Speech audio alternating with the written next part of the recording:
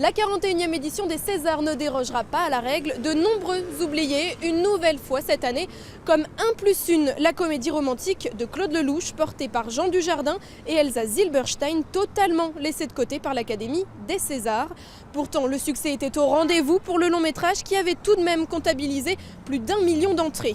On peut citer également Discount de Louis-Julien Petit, sorti le 21 janvier dernier. Mais alors, les films ont-ils tous reçu la même attention de la part des votants? Visiblement, pas vraiment.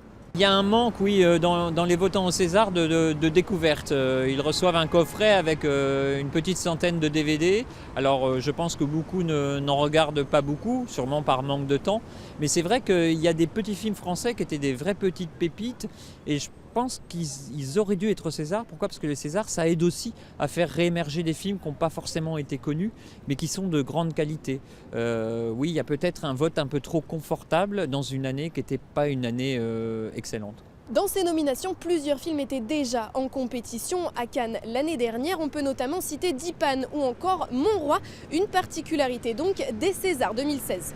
Il s'avère que les Césars cette année, oui, sont vraiment l'antichambre de Cannes. Il y a 6 films qui étaient présentés dans les diverses sélections cannoises qui sont proposés comme meilleurs films sur 7. C'est quand même absolument énorme. Ça montre une qualité de la sélection cannoise, certes, mais ça montre aussi quand même un manque d'imagination. Il y avait d'autres films français sortis cette année qui valaient vraiment le coup, qui valaient le coup d'œil. Fallait-il encore les voir? L'antichambre de Cannes, voilà ce que serait la cérémonie des Césars 2016. Déjà en compétition lors du dernier festival, Mon Roi, Dipan ou encore La Loi du marché seraient donc bien placés.